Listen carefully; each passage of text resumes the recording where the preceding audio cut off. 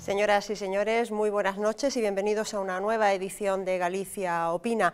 A pesar de la oferta de diálogo del Gobierno, las posturas en torno a la reforma laboral son, lo cierto, muy encontradas. Los sindicatos consideran que se trata de una involución en los derechos adquiridos de los trabajadores, el Gobierno la defiende y los empresarios, si bien hacen una valoración positiva de la reforma, consideran de hecho que se debería ir mucho más lejos. La oposición, por su parte, liderada por Alfredo Pérez Rubalcaba, ya ha advertido de que llevará la reforma al Constitucional. Esta noche, en esta mesa, en Galicia Opina, hemos querido invitar a un empresario, don Marcelino Otero, presidente del Club Financiero de Vigo. Muy buenas noches, bienvenido. Muchas gracias. Y le agradezco haber aceptado la invitación de Galicia Opina. Es un placer estar aquí. Y como siempre me acompañan 4 profesionales de los medios de comunicación y del periodismo. Al lado del señor Otero está Jacinto Ruiz, periodista de La Voz de Galicia. Buenas noches, Jacinto. Buenas noches, Carla y compañía.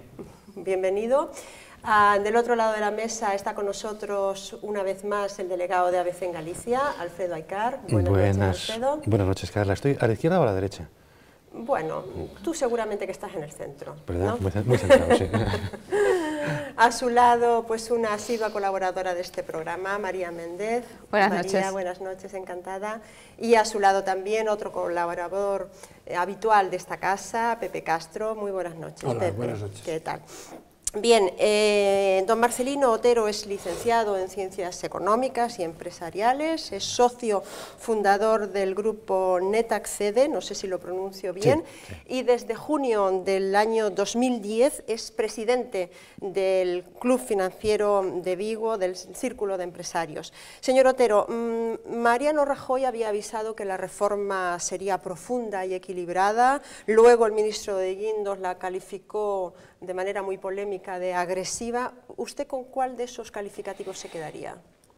Bueno, con ninguno de los dos, porque me pongo yo un calificativo propio. Yo diría de que las reformas que se están desarrollando, y esta es una de entre otras, yo creo que son reformas que la sociedad ya las espera como necesarias, por lo menos a nivel de lo que serían los empresarios. Yo entiendo que esta reforma sería una reforma necesaria. ¿Usted cree que recoge las peticiones de la patronal? Es decir, ¿cree que el empresariado español era esto lo que estaba esperando? ¿O más? ¿O menos? Vamos a ver, hay una condición para el funcionamiento de las empresas muy necesaria, que es la flexibilidad y la adaptabilidad. Son conceptos que son necesarios para hacer sobrevivir una empresa. La empresa necesita organizar los medios de producción y los recursos humanos para obtener sus bienes y servicios, y por lo tanto es consustancial con la existencia misma de la empresa el contratar personas. La cuestión está en que el sistema de relación laboral existente en España tradicionalmente ha ido flexibilizándose, sí, pero manteniendo las estructuras de inflexibilidad históricas establecidas ya desde hace muchos años. Por lo tanto, esta es una equiparación de la economía española en términos laborales a la equiparación de lo que está sucediendo en el mundo. Por lo tanto, es una cosa que es bienvenida, ¿no? Ahora, matices, es mucho, es poco, era lo que se pide, lo que es lo que... eso es un proceso de adaptación. Necesitará salir las normas, ver cómo funcionan. Digamos, el mundo no se acaba mañana, hay reformas previsibles, es decir, no... Lo importante es que el Gobierno ha adoptado medidas y este país necesita que se adopten medidas y que sean claras, que se pongan en el boletín oficial del Estado y que las empresas y los agentes sociales y económicos sepamos cuáles son las reglas de juego para poder trabajar. Lo que no podemos es estar constantemente protestando en general, ya no digo unos u otros, sino en general estemos constantemente protestando y cuando se produce un cambio, pues también protestemos. Entonces estamos siempre protestando, ¿no? Yo creo que hay que verlo en positivo. Hay muchos aspectos de esta reforma que a medio plazo va a traer un cambio sustancial en las relaciones laborales que yo creo que es para bien, ¿no? ¿Por ejemplo? Por ejemplo, el amor al trabajo. Es decir, hoy se ha ido produciendo en la sociedad española una dicotomía entre personas que tienen puestos de trabajo fijo y personas que tienen puestos de trabajo temporal, se ha temporalizado.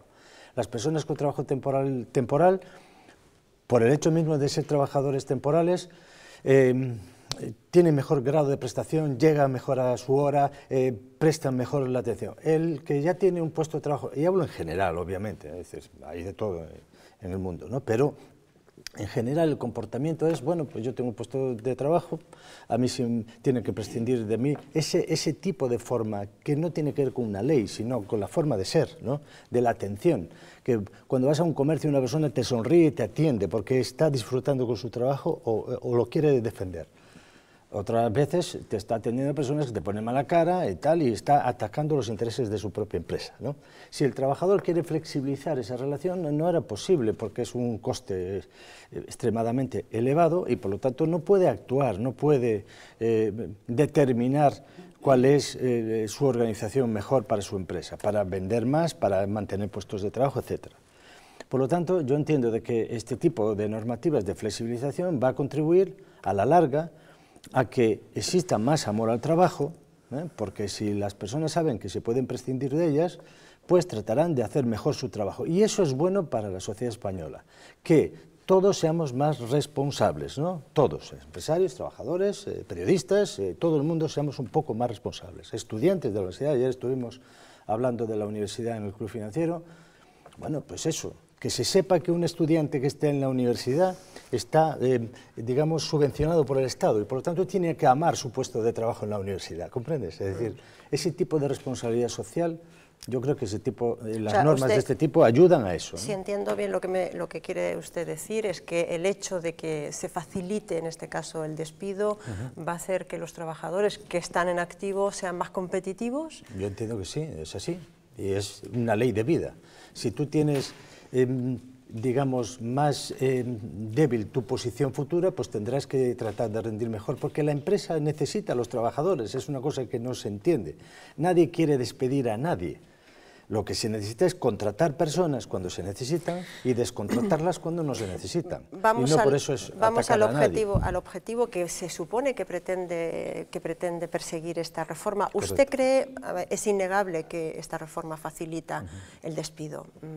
Sí, era una necesidad por parte de los empresarios, pero ¿no? Es que países como Estados Unidos, yo he trabajado en Estados Unidos, es un país de 300 millones de habitantes, una primera potencia en el mundo y tiene una flexibilidad absoluta laboral. ¿Y qué pasa? ¿Se está muriendo la gente por las calles? Pues no, funciona. Sí, se muere gente por las calles. Sí, se muere la gente por la calle. Bueno, se muere la gente por las calles en cualquier otro sitio del mundo. Vamos, es decir, no, bueno, pero tu pregunta sí se muere gente por las no calles. se muere la gente en las calles en Estados Unidos. Bueno, no he venido aquí a defender Estados Unidos, obviamente, ¿no? Pero hombre, me parece... Pero desde luego el nivel de ocupación laboral es muchísimo mayor que el nuestro. Eso es ¿Esta reforma creará empleo? Claro, se dice, y antes en los preliminares a esto se dice, bueno, es que esto va a crear empleo. No, es que lo que está sucediendo, si no nos estamos dando cuenta, es que se están produciendo muchos cambios en muchos ámbitos. En conjunto son los cambios que la sociedad española necesita para modernizarse, para estar en el mundo de la competitividad que existe en el mundo. Por lo tanto, una fórmula... Una solución no va a solucionar el problema en su conjunto, obviamente, pero desde luego nosotros tenemos 200 trabajadores en nuestra empresa y sé cómo se comportan y sé la flexibilidad necesaria, porque lo más flexible que existe en una empresa, ¿sabes cuál es? La voluntad de un cliente. Esa es la mayor temporalidad. Un cliente te compra o no te compra. Y por lo tanto, si no te compra, por muchos trabajadores que tenga, esto no podrás sostener tu empresa. Por lo tanto, esa potestad del cliente que te compra o no te compra, y todos somos consumidores de las cosas, de bienes y servicios, y tenemos en nosotros nuestra voluntad. Pues la empresa lo que hace es prestar servicios o vender cosas para satisfacer necesidades. Y eso utiliza unos recursos que son los recursos humanos y necesita un cierto grado de flexibilidad para adaptarse a las necesidades de atención a los requerimientos de los clientes. Por lo tanto, esa conectividad entre la flexibilidad que da un cliente al resto de la flexibilidad. El empresario, en definitiva, pues no sé. ¿Con esta reforma su empresa, por ejemplo, en concreto, estaría en condiciones de contratar?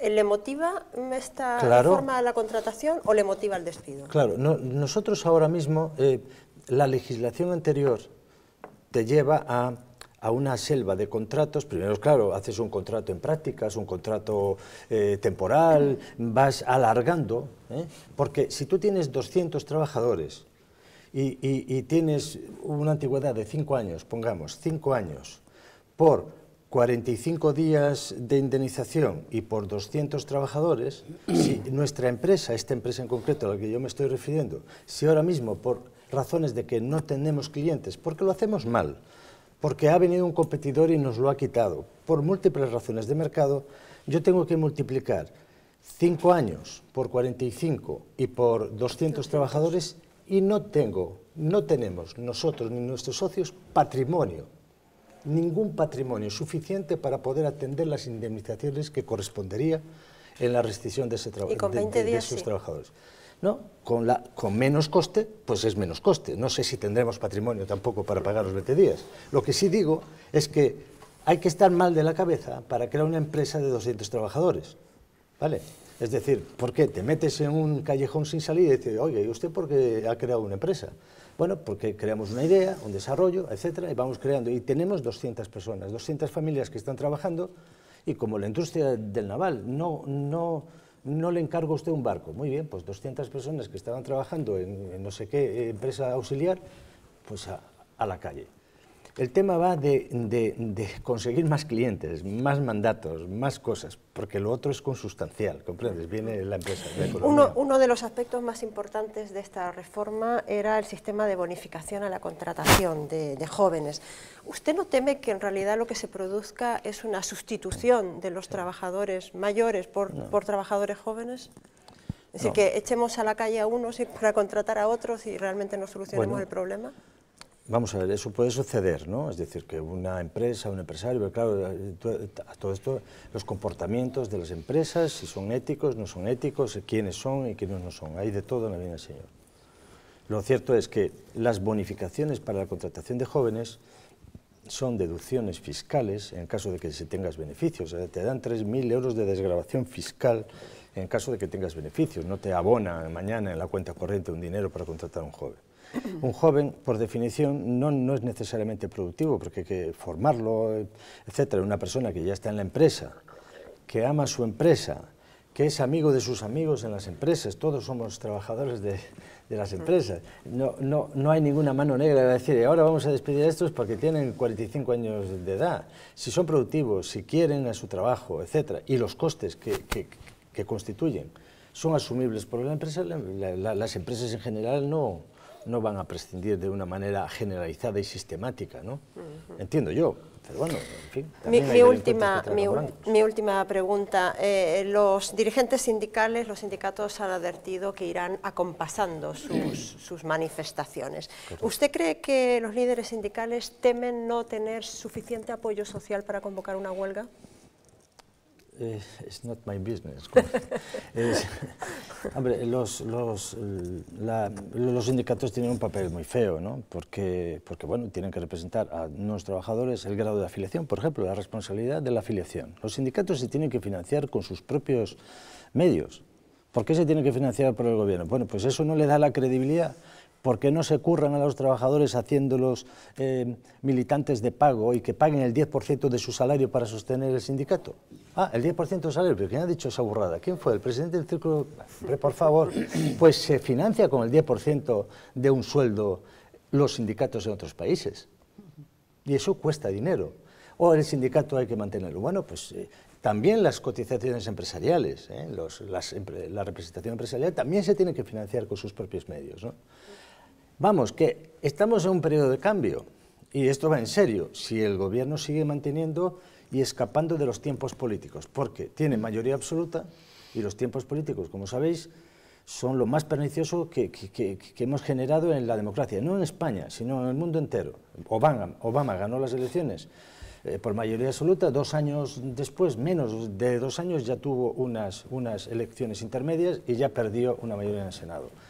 En España, por primera vez ocurre que existe una mayoría, prácticamente todas las administraciones públicas, y tienen un desarrollo de 4 años por delante para hacer lo que dicen que han hecho. Por lo tanto, entiendo de que se avecinan cambios importantes, pero cambios que no son del PP, son cambios de la sociedad y la modernización, ¿no? Es decir, yo no estoy propugnando que el PP esté haciéndolo bien o mal, habrá que proponer y discutir, pero todo lo que se está propiciando, si los anteriores tuvieran las mayorías suficientes, probablemente harían cosas similares, porque las reglas del juego vienen un poco mandadas por el club en el que estamos.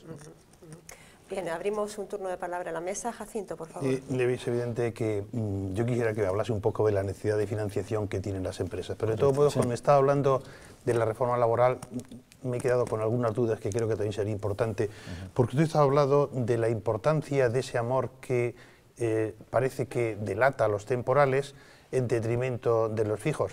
Ahí me ha resultado muy sorprendente, pues sobre todo porque en España es un trabajo casi todo es temporal, en lo que va de años se ha creado el 7% de trabajo fijo, el resto es temporal, con lo cual de alguna manera parece entender que las cosas no van por ahí, pues si no sabemos, es un país tremendamente productivo y parece que no es esto, que las líneas lo que falta es financiación, carga de trabajo y sobre todo que la reforma laboral, desde mi punto de vista, de lo que ha dicho usted, tampoco va a crear trabajo. Lo que significa no es una facilidad de despido que ya existía, como también ha señalado usted, con los despidos libres, y las cuentas que ha hecho del 5,45, quiero recordarle que en la reforma de Zapatero ya teníamos el despido objetivo, iban en 2012, ahora lo único que se han abaratado, es algo que me preocupa mucho más y quisiera también que me lo aclarase junto con la financiación.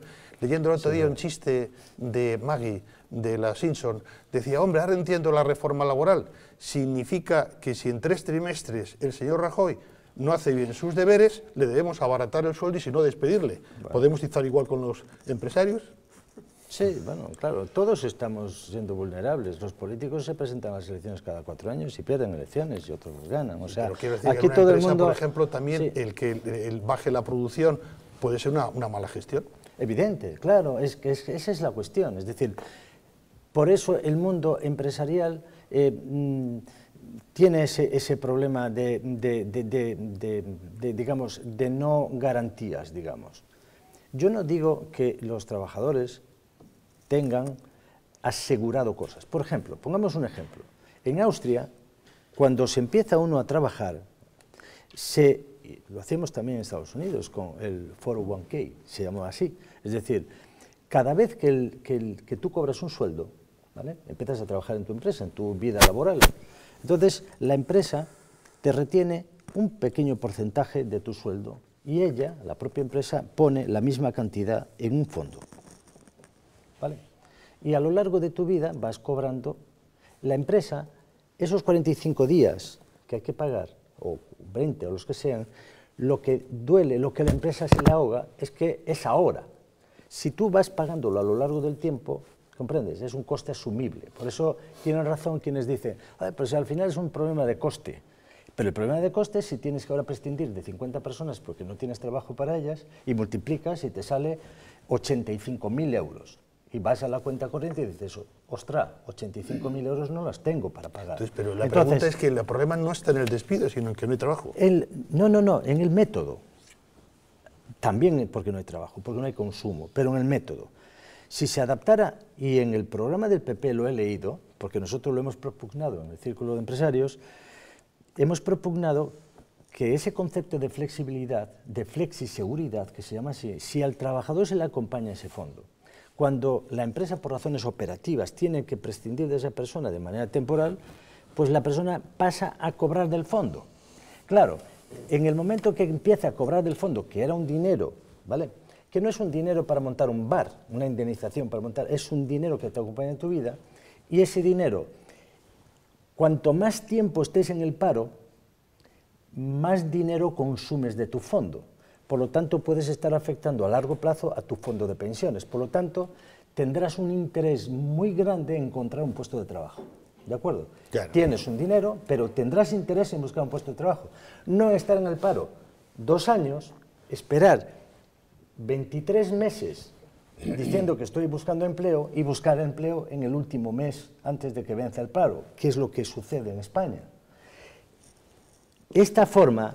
Hay una pregunta que vamos a matizar. Si yo consumo mi tiempo de desempleo, lo que me quedo es sin desempleo. Viene a ser algo parecido. No quedas... Hay trabajadores insensatos y trabajadores insensatos que quieren trabajar inmediatamente. En general, evidentemente, pues hay trabajadores... En general, el trabajador quiere trabajar. No. Sí. En general, los trabajadores quieren trabajar. Claro. En general, los trabajadores quieren conseguir un puesto de trabajo. Efectivamente. A veces coincide el puesto de trabajo con las ganas de trabajar. Lo que sí es verdad... De acuerdo. Pero bueno, existiendo fórmulas de este tipo que son modernas, en Austria tienen el 6% de paro. Si tú quieres hacer algo, compárate con los que lo hacen bien. Y lo único que está... Esta reforma laboral viene en esa línea, ¿no? En esa línea de la responsabilidad. Señor Otero, pero ahí faltan muchos ingredientes. No hay nada. Vamos a ver, en Austria, en Alemania, en Estados Unidos, desde luego los sueldos no son tampoco los que cobran en España. Incluso en Grecia, el salario mínimo interprofesional estaba 400 euros por encima del español. Sí, por eso están así, donde están ahora, claro. Sí, claro. Y se jubilaban a los 50 años. Pero ahora lo van a bajar, y que eso es la gran estupendo. historia, María, y lo van a poner al salario español. Y hay protesta. Quiero decir que realmente el español es precisamente un hombre gran favorecido. Es decir, la patronal, en este caso, también juega con los salarios más bajos, posiblemente de toda Europa, junto con Portugal y no sé si Lituania. Alfredo, por favor, adelante. Vamos a ver, yo siempre he dicho que aplicar las mismas soluciones al mismo problema siempre tiene el mismo resultado, con lo cual, tal y como estábamos, era imposible seguir y hacía falta efectivamente una reforma laboral. Dicho esto, compartirás conmigo que esta reforma objetivamente supone una disminución de los derechos de los trabajadores. Sí, lo ha dicho el presidente de la Junta ayer. Claro, eso es evidente. En términos anteriores. Sí, vamos a ver, y en términos estos objetivos. Pero no es eso lo que me preocupa. Es decir, yo entiendo que si el objetivo final es conseguir un mayor nivel de empleo, bienvenido sea. Y yo soy quizá un trabajador que sería afectado por esa reforma como trabajador más antiguo, pero bueno, entiendo que objetivamente para este país hace falta precisamente que haya más empleo. Lo que me preocupa es lo siguiente, se deja una enorme responsabilidad en manos de los empresarios y a mí me consta que en general el empresariado español es serio, solvente, sensato y capaz. Pero voy a ponerle un ejemplo que se produce fuera. Hay una empresa australiana que vende botas muy bonitas, hechas con oveja australiana. Bueno, esta empresa cobraba unos precios altísimos. ¿Pero qué hizo? Se llevó la producción a China. En China el coste es muy inferior, la oveja ya no es la oveja australiana, sino que es una oveja china, muy inferior de calidad, pero el precio sigue siendo el mismo. Y sin embargo, los puestos de trabajo que había en Australia, y digo Australia como puedo decir Vigo, puedo decir Santiago de Compostela, esos puestos de trabajo han desaparecido y están en este momento en China. Esta reforma laboral va también en ese sentido, es decir, evita ese tipo de fraude al consumidor que supone este tipo de comportamientos. Claro, y de fraude al mercado laboral y de fraude a las sociedades en general. Yo creo que, vamos a ver, la metáfora del que todo se fabrica en China es una metáfora, no es tanto una metáfora, sino sería una realidad. Es una realidad, pero es una metáfora en cierta manera, porque no todo se fabrica en China y no todo se hace de esa manera tan automática, ¿no? Pues he puesto un ejemplo nada más. Pero por eso, entonces... Y hablo de Australia, ¿no? Yo quiero pensar que si el consumo se reactiva y si los españoles en general consumimos más, compramos viviendas, compramos coches, etcétera, pues tendremos la capacidad de discernir qué tipo de cosas nos interesan más, es decir, por calidad o por precio, o calidad y precio.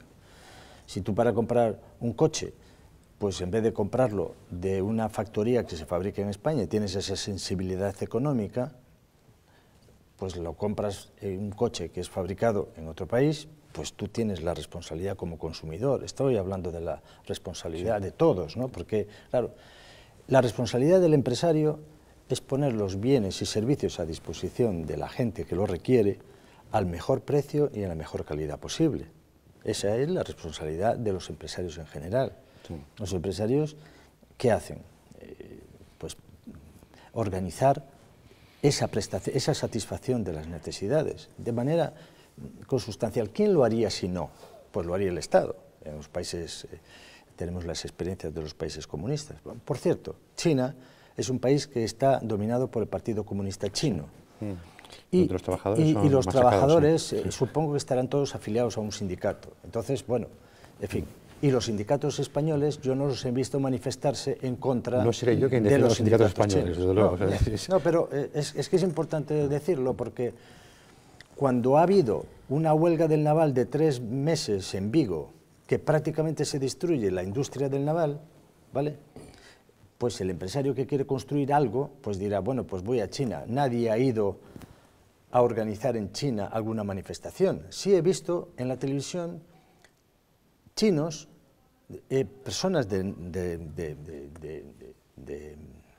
país de China, que están en España y que unas determinadas normas les impiden vender productos alcohólicos a una determinada hora. Bueno, pues se han manifestado en Madrid con la bandera china diciendo de que hay normas en contra de los chinos. Yo quisiera saber si los españoles que pueden hacer negocios y tengan problemas en China pueden enarbolar la bandera española en China para hacer eso. Si un español tiene un problema en China, está en la cárcel con toda seguridad. Claro, entonces es que son las reglas del juego, ¿comprendes? Esta forma de ver la dualidad de las cosas, es decir, para unas cosas nos vale, para otras cosas no nos vale. Lo que está habiendo en China es una vergüenza mundial. Soportada por todos los organismos internacionales, porque sojuzgando a la clase trabajadora china, estoy empleando terminología al uso, sojuzgando a esa clase trabajadora, explotándola en beneficio del capitalismo internacional, deflactando la economía y destruyendo cadenas de valor enteras en las industrias de países organizados. Si nosotros al menos tenemos una capacidad empresarialmente hablando de cierto grado de flexibilidad para adaptar nuestros costes, podemos intentar competir. Desde luego, con estructuras que no son flexibles no podemos competir. O sea, vamos, yo lo que quiero decir es que, por supuesto que hay que respetar los derechos de las personas y de los trabajadores. ¿Cómo no se va a estar de acuerdo con eso? ¿De acuerdo? Lo que hace falta es nuevos métodos. El mismo coste, los 45 días, 60 días de indemnización, pero a lo largo del tiempo, organizadamente, no de repente, no porque hay un ERE ahora que hay que organizar, hay que poner a 20 personas o 40 personas y te bloquea la legislación laboral. Yo tengo ahí un problema con 100 trabajadores y tengo que hacer un ERE, tengo que esperar 6 meses que una autoridad diga que adelante. De hoy a 6 meses una empresa es otra cosa, se ha desaparecido. Porque hay que seguir pagando los sueldos durante 6 meses sin tener ingresos, ¿comprendes?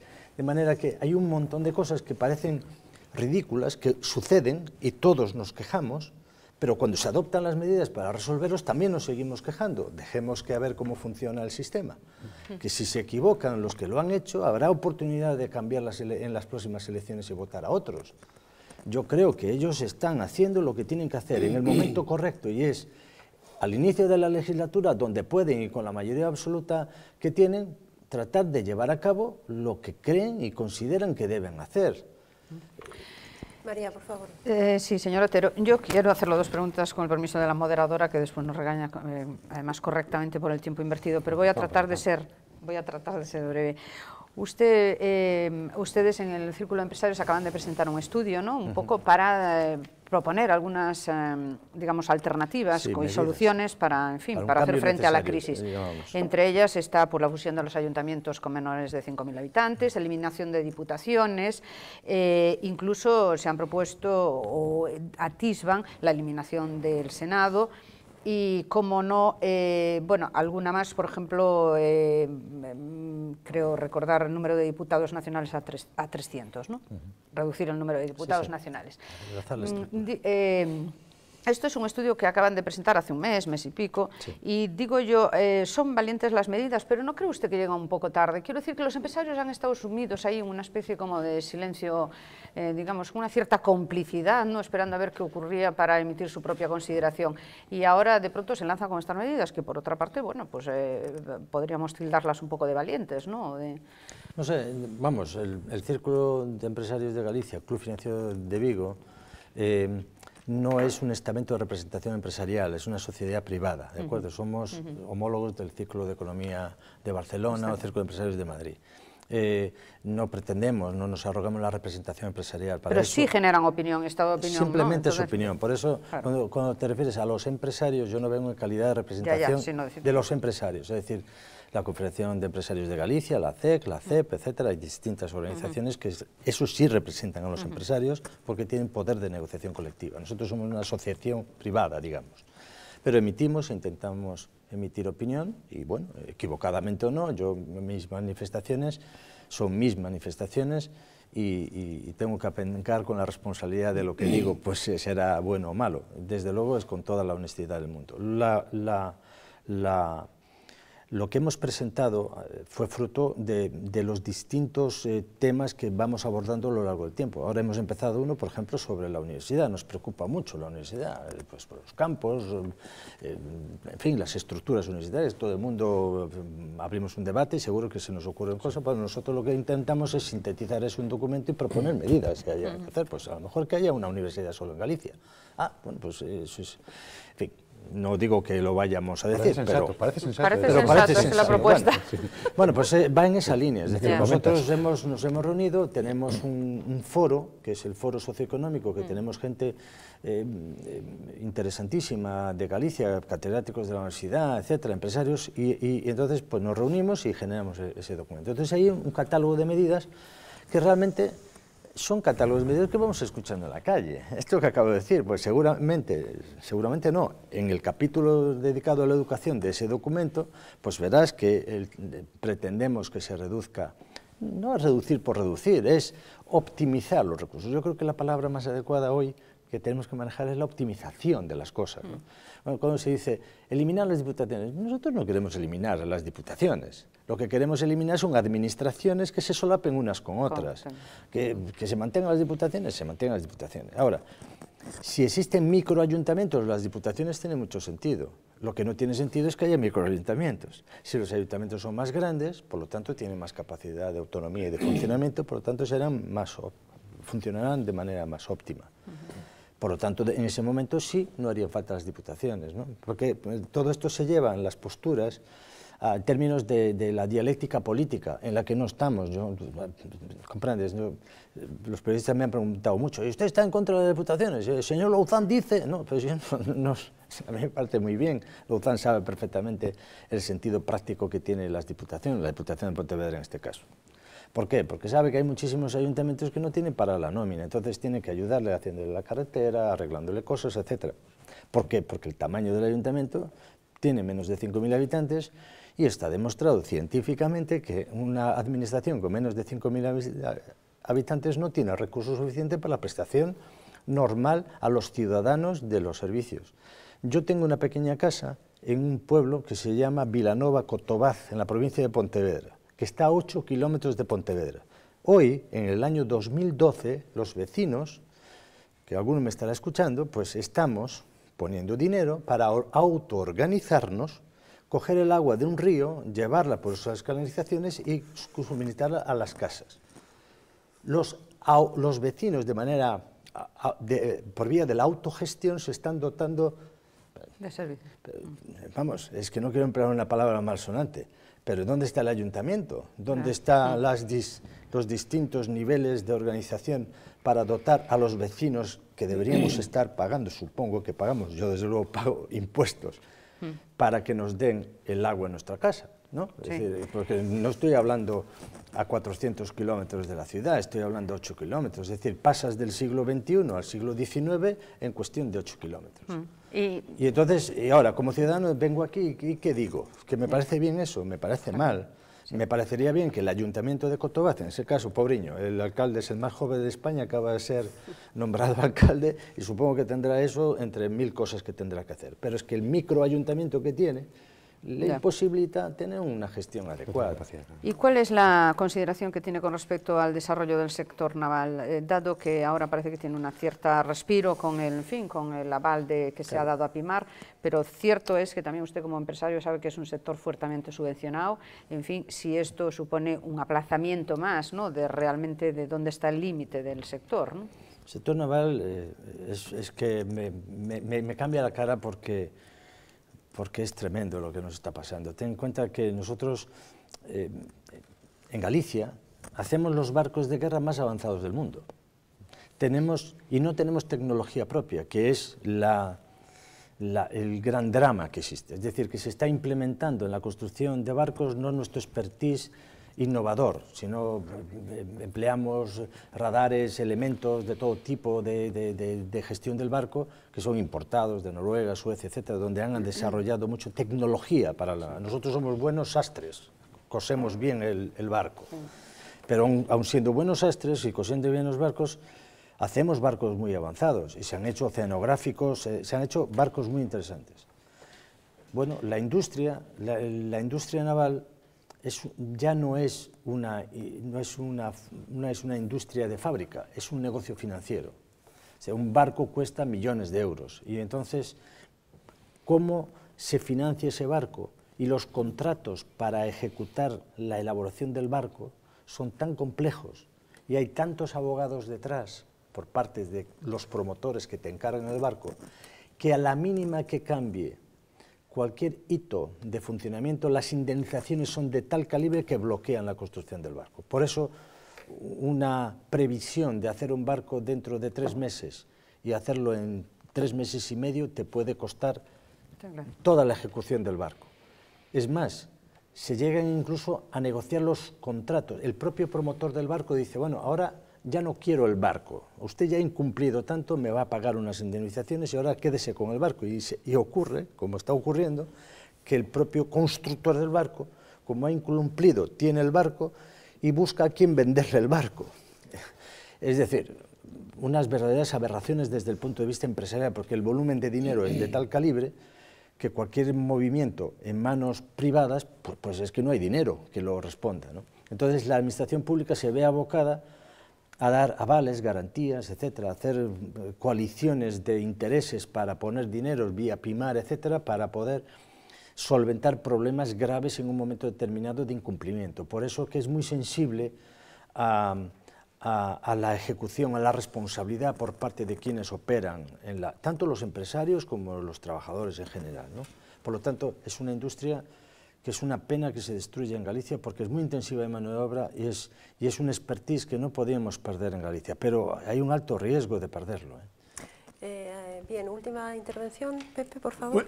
Bueno, yo podría seguir preguntándole por la reforma laboral, pero yo creo que el tema no es que esté agotado, está empezando. Y la reforma yo creo que será buena o será mala en función de lo que ocurra de aquí a un tiempo. Lo que sí no me parece bien es la impresión que yo estoy extrayendo de la opinión pública y sobre todo publicada, de que parece que los malos de la película aquí son los trabajadores. Sí, y los trabajadores no son los malos de la película en este país, ¿no?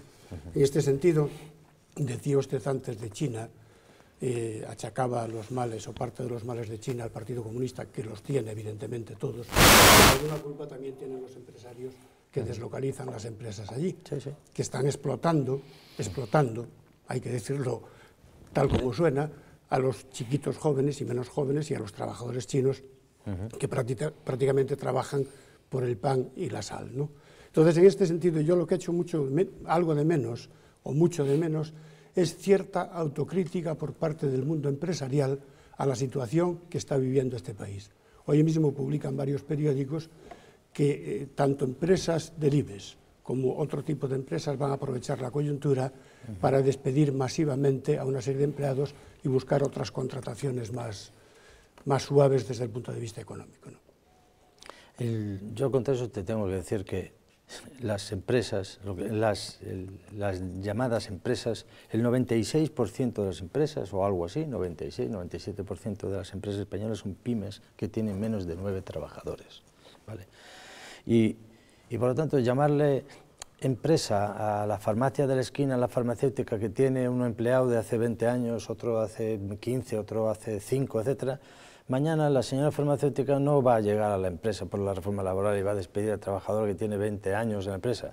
Va a despedir, sí, el último año estuvo de baja por depresión 50 veces porque no sé qué cosa, porque viene tarde al trabajo, porque no pone atención a las cosas, etcétera, y aunque tenga 20 años trabajando en una empresa, pues tendrá que prescindirle porque hay otra persona que le interesará más su trabajo. Es lo que trato de decir. Yo no digo que la culpa la tengan los trabajadores y tal, la culpa la tenemos los ciudadanos, somos todos los implicados, es decir, los empresarios somos unos ciudadanos más, pero los empresarios no son unos señores con puro y chistera, sino que somos unas personas que nos hemos metido en un tinglao que, bueno, con un interés claro, evidentemente, intentar crear riqueza, crear puestos de trabajo y beneficiarnos de ello, obviamente, como cualquiera pretende beneficiarse también de su propio puesto de trabajo. Y los empresarios famosos pues son un montón de pequeños comercios y negocios y talleres, etcétera, etcétera, que vivimos con un problema, y es, si necesitas hablar con la legislación existente, cualquier cosa, hay que ir a un asesor, hay que pagar al asesor, hay que ir a no sé qué, hay los salarios de tramitación, espera no sé cuánto, el juez, el decano de Vigo, que viene de lo laboral, hace un par de meses me dijo que el 87% de los despidos que se producían en el área de Vigo eran despidos autocalificados ya improcedentes, porque por razones objetivas solamente se presentan el 13%. Y de ese 30%, el 85% del 13% eran rechazados por la autoridad laboral como razones objetivas. Eso es un dato que me quedé con las cifras. ¿Qué quiere eso decir? Que una persona, para prescindir de alguien por razones objetivas, porque no tiene trabajo, pues tiene que autodeclarar el despido improcedente. Entonces, aceptamos en la sociedad española que de cada 100 despidos, 87 es una mentira. Es decir, no es un despido improcedente, es un despido por razones objetivos, pero como la legislación laboral es tan exigente, hay que meter abogados, no sé qué, salarios de tramitación y tal, mira, tramposo, ¿no? Es mejor pagar. Entonces, en esta sociedad aceptamos la mentira, es decir, oiga, me voy a coger una baja. Y todo el mundo nos reímos y dice, muy bien, ¿va usted a coger una baja?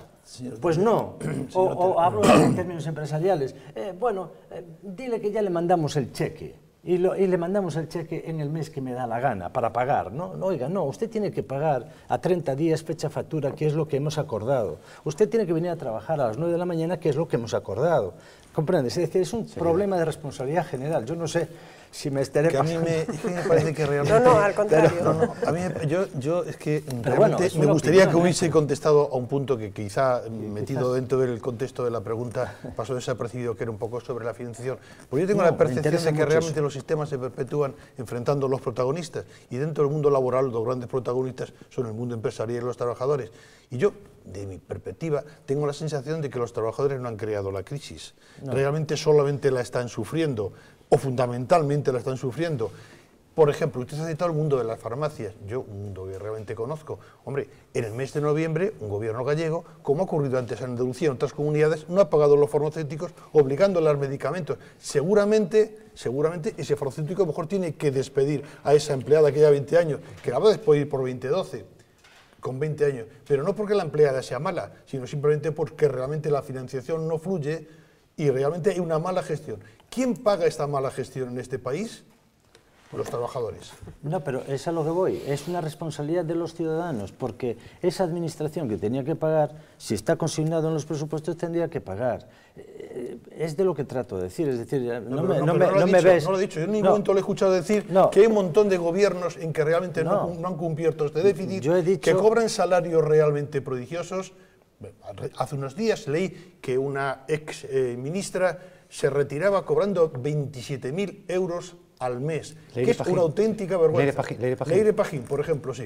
Pero bueno, pero podemos Leire Pajín como podemos decir otros muchos, y exministros y expresidentes, y realmente un alto directivo de una entidad una de las más importantes, ha aumentado su sueldo una pequeña cantidad, un 33%, va a cobrar 3,5 millones de euros. O sea, realmente en este país los problemas los pagan los más débiles, y los más débiles... El problema ya no está tanto en lo que tú apuntas, Jacinto, que también, que es digamos, una descripción exacta de la realidad, sino que transcurrido el tiempo, usted hablaba antes del periodo electoral, que cada 4 años se someten, pero esta gente se va toda de rositas. Es decir, un presidente de comunidad que deja arruinada una comunidad, totalmente arruinada, desde su sistema financiero hasta los pagos de la administración, se va totalmente y no pasa absolutamente. Pues pero eso es lo que él está hablando como empresario. Eso es lo que hay que cambiar. Un repaso desde tu público. No está hablando como empresario, está hablando como representante de un club que demanda a la sociedad. Está hablando como empresario, y eso es lo interesante de la discusión. Lo que yo echo de menos, que un poco lo decía María antes y usted mismo, de que son creadores de opinión, es que en esos círculos empresariales que usted lidera, uno de los cuales lidera usted en Vigo, de vez en cuando no se oigan voces claras en este sentido, como no se oyen voces claras sobre el particularismo y el minifundismo mental que todavía persiste en este país. Léase cajas de ahorros, léase puertos, léase aeropuertos, léase universidades que usted citaba antes. En este sentido, un cuerpo de doctrina del grupo empresarial importante como es el Club Financiero de Vigo sería decisivo, ¿no? Sin duda, pero el documento que hemos presentado tiene muchas páginas y muchos temas. No es el momento de sacar aquí la lista. Ya lo había dicho yo, si no se trata de eso. Hombre, es verdad, yo vengo a este debate, manifestar unas opiniones, en fin, tampoco pretendo dar ninguna prédica a nadie, ni convencer a nadie de nada, simplemente manifiesto una opinión. Creo que se puede manifestar una opinión sin herir, pero es momento de mirarnos al espejo y pedirnos responsabilidades a nosotros mismos. Cuando digo eso de pedir una baja, pero es que nos está pasando a diario, aeropuertos enormes, vacíos, en fin, y en Galicia puertos los tres perdiendo con respecto a Oporto, en fin, y nadie dice nada. No, se están diciendo, pero corresponde a todos seguir empujando, pero cuando el gobernante toma la decisión, entonces hay que apoyarle, porque si mañana, por ejemplo, pongamos el supuesto caso de que hay que cerrar 2 aeropuertos, cosa que sería una decisión bastante difícil de tomar, a ver cuánta gente estaría de acuerdo en apoyar esa decisión.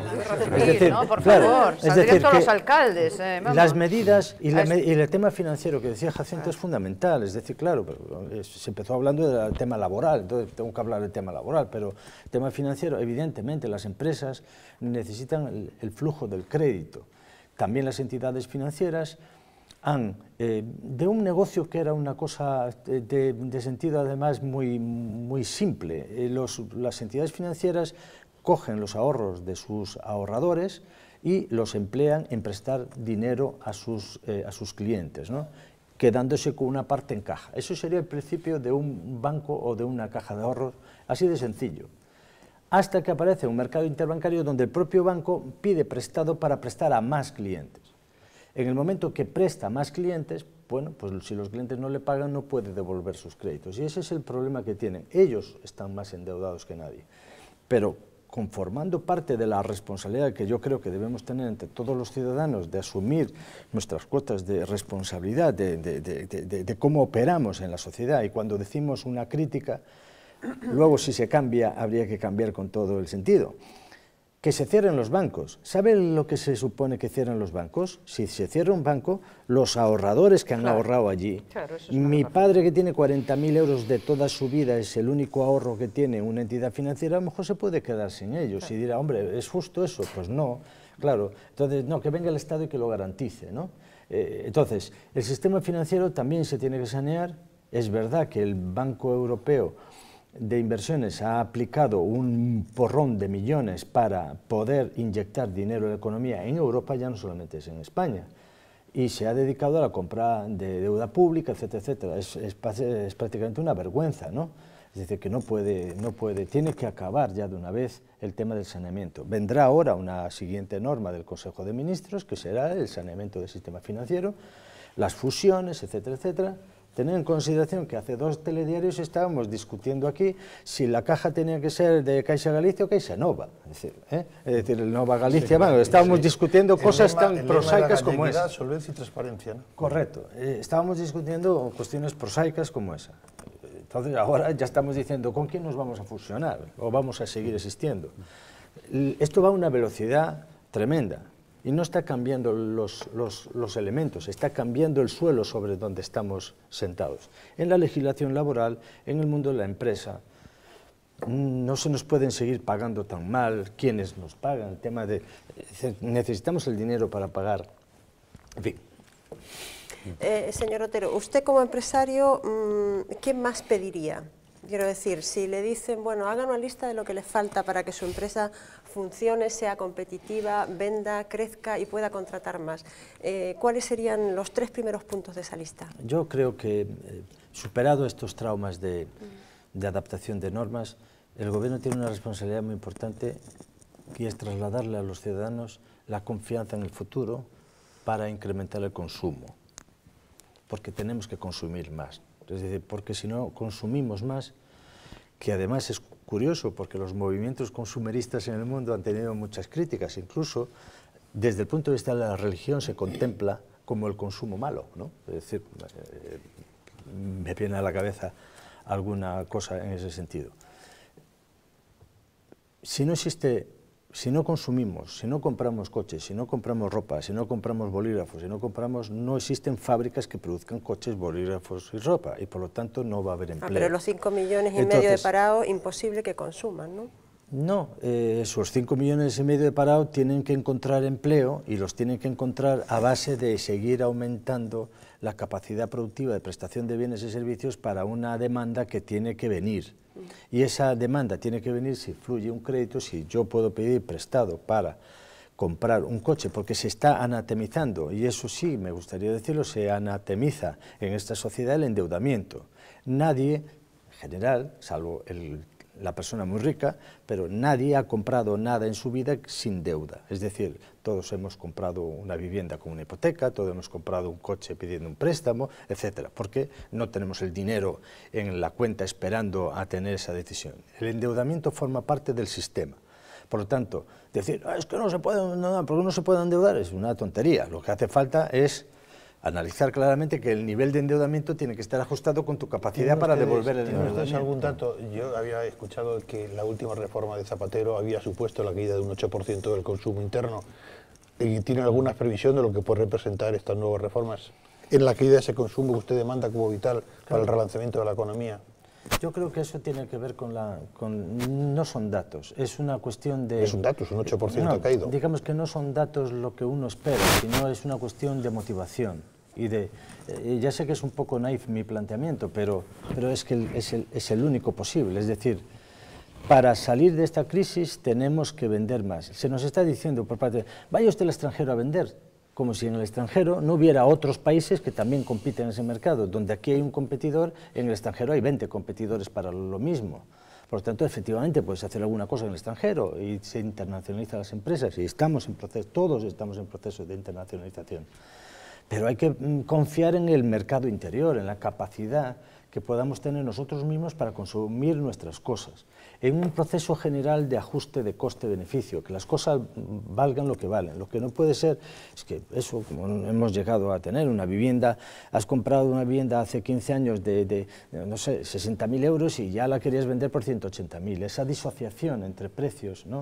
ese gap tan grande que se ha producido, ahora se está estrechando con dureza. Las relaciones, es decir, este vaso me ha costado 5, lo puedo vender por 5,50, no puedo hacerlo por 5 y venderlo por 25, porque resulta que tengo un diseño de 25. Esas cosas de esa economía falsa, generadora de un gran cap de precio, es lo que nos ha ido llevando a que las cosas no valen lo que valen. La vivienda ha cambiado al revés, ¿eh? Al revés. Se vendía y ahora realmente se puede subastar por el 30% del valor y seguir pagando el precio inicial. Me has convencido con todo, me has convencido. Vamos a ver, yo quiero comprarme un coche, quiero pedir un préstamo. ¿Qué banco me presta a mí para comprar un coche. Porque, eso claro, es bueno, hay fórmulas, es decir, bueno, hay fórmulas. Prestamista. No. Al 15%.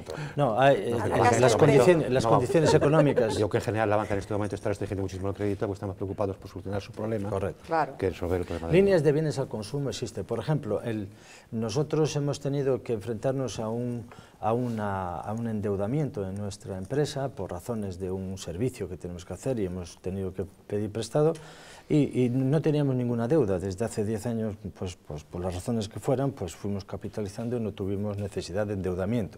Pero hemos tenido que endeudarnos este año en el corazón mismo de la crisis y el banco que nos gestionó la operación nos la gestionó vía ICO en unas condiciones muy favorables, el que nos ha permitido pedir una financiación, en este caso son 700.000 euros, y bueno, en fin, hemos encontrado la solución, o sea, tenemos la credibilidad de que no estábamos endeudados y por lo tanto no tuvieron dudas respecto a la solvencia que podíamos tener en relación a pagar, ¿no? Pero yo creo que existen fórmulas, es decir, también se crean mitos y se exagera un poco la coctelera diciendo, oh, es que no hay crédito. Los bancos sí es verdad que son muy de decir ahora no hay crédito para lo inmobiliario, entonces no le digas la palabra in porque ya te dicen que no, entonces dile de otra manera. Pero es verdad que las operaciones pueden fluir, es decir, no hay crédito pero hay posibilidades de acceder, es decir, comprar coches, por ejemplo, se pueden financiar por renting, por ejemplo, leasing, de manera que hay acceso a eso. Te estaba poniendo un ejemplo nada más, era un ejemplo que lo que pretendía era explicar que realmente en este momento es muy complicado que se genere lo que es duro ahora, lo que es duro ahora es que si tú quieres comprar un coche que vale 10.000 euros, el banco te va a decir, ¿usted tiene 3.000 euros? No, pues no te lo dejo.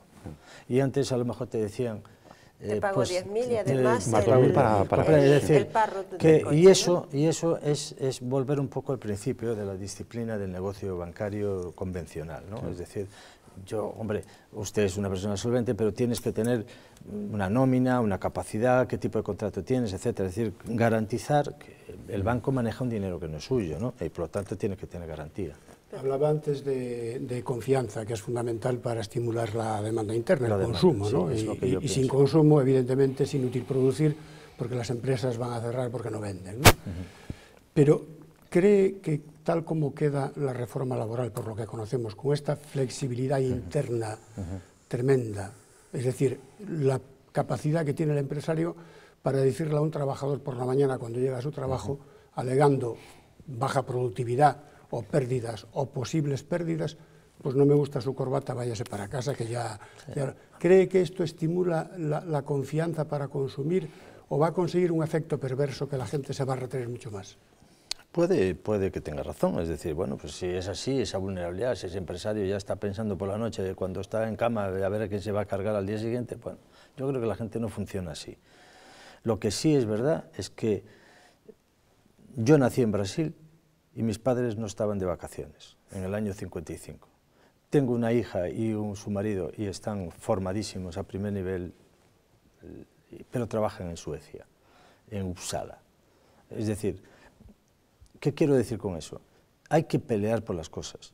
Si el empresario lo que quiere es tener unos trabajadores buenos y competentes y capaces, etcétera, etcétera. Y lo peor que le puede pasar a un empresario, y créeme, es cuando alguien te dice, ¿tiene usted un momentito? Sí, pase, mire, es que me voy porque me voy a otra empresa que me pagan más, etcétera, estoy en más condiciones, tal, y entonces dices, bueno, pues lo siento, tal. Si el tipo es muy bueno, la persona es buena y quieres retenerlo, dice, oye, pues será por dinero, etcétera. ¿Comprendes? Esa lógica es la que hay que imponer un poco en el mundo. Si una persona no está contento con su trabajo, pues estamos viendo desde la óptica de que el empresario quiere despedir a la gente. Hay que verlo desde la óptica de, dada la flexibilidad que existe, en Estados Unidos nosotros tenemos que practicar medidas de pago para retener a la persona. Es decir, le pagábamos $100.000 estoy acordándome de un caso concreto, le pagábamos $40.000 y $60.000 al final, porque si no se iba. Y se lo tenía que pensar antes de marcharse, porque la gente cambia mucho de trabajo. Está trabajando hoy aquí, en esta televisión, dice, oye, pues yo estoy trabajando aquí en esta televisión, bueno, pues, y me dicen que pagan mejor en la cadena de enfrente, ¿sabes? Entonces, esa dinámica... Otra cultura. Es otra cultura. María, sí. Quería yo hacerle una pregunta, señor Otero. Algo debe estar fallando en la comunicación, no sé si empresarial o en la que ustedes ejercen día a día, porque este es un país raquítico de empresarios y la verdad es que nadie quiere serlo. Es la última opción que se le piensa a cualquiera, ¿no? Tú lo conoces bien, sabes bien cómo es el mundo empresarial. Entonces, digo, y en gran medida también están muy demonizados, porque su actividad, evidentemente, son siempre, pues eso, casi los señores de la chistera y del puro que quieren echar al trabajador. ¿Usted cree que realmente España en algún momento puede dar ese salto para que haya más emprendedores y más gente, en fin, con iniciativa? Se está trabajando en ello, estamos siempre trabajando a nivel de emprendedores, pero bueno, se repiten en los periódicos, en los comentarios, de que, bueno, dada la conferencia esta en la universidad, he preguntado, ¿cuántos de ustedes querrían ser empresarios? 2. ¿Cuántos querrían ser funcionarios? Toda la mayoría. Ese está implícito en nuestra cultura de ciudadano, es lo que trato de decir, ¿no? Si no se valoriza la condición de empresario, ¿quién quiere ser empresario? Es lo mismo que pasa con la política. ¿Por qué insistimos tanto en decir que los políticos son unos ladrones? Que van a ganar 27.000 euros al mes, pero no sé si son 27.000, ¿tienes 27.000 euros al mes? Pues no me lo creo, pero bueno, es igual. Pero decimos, este político va a ganar 27.000 euros. Pues hay que valorizar los políticos, porque quien se dedica a los políticos están haciendo un servicio público, no tienen días, ni trabajan sábados, domingos, no tienen horas, tal, son vulnerables, están absolutamente expuestos a que cualquiera de nosotros le estemos diciendo cualquier tontería. Hombre, ¿por qué? Porque nos da la gana de decir que los políticos son todos ladrones. Pues esta sociedad tiene que valorizar la condición del político. Tener la capacidad de despedirlos. Pues también, pero se presentan a las elecciones.